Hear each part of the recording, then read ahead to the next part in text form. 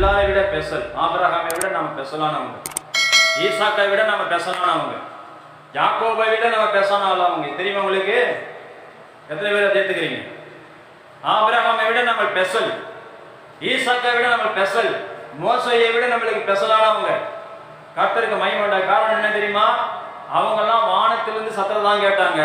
ஆனா நீங்க நானும் நேருக்கு நேரம் ஆண்டவர் சந்திக்கிறோம். ஆமென், அல்லேலூயா. இயேசு அவர்களுக்கெல்லாம் அபிஷேகத்தை கொடுக்கல, ஆனா உங்களுக்கு எனக்கு அபிஷேகத்தின் வல்லமை நம்மளுக்கு கொடுத்திருக்கிறான். ஆமென், அல்லேலூயா. அவங்களுக்கெல்லாம் சபையை கொடுக்கல, டெண்டு போடுவாங்க, எங்கேயோ மலையில போவாங்க, கூடாரம் போடுவாங்க, பலிபீடம் உண்டாக்குவாங்க, தேவனை ஆராதிப்பாங்க, முடிஞ்சிடும். அவங்க அடுத்ததுக்கு போயிட்டே இருப்பாங்க.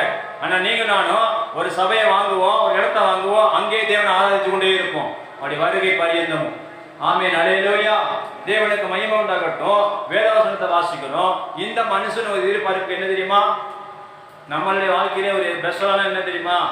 எல்லாரும் சோத்திரம் தூதர்களால, குளத்தினால, தண்ணீரால சுகமாக்கி போனவங்களுக்கு உண்டு. ஆனா இயேசுவே வந்து சுகமாக்கி போறவங்க பத்தியா, அவன் தான் ஸ்பெஷல். ஆமென், அல்லேலூயா.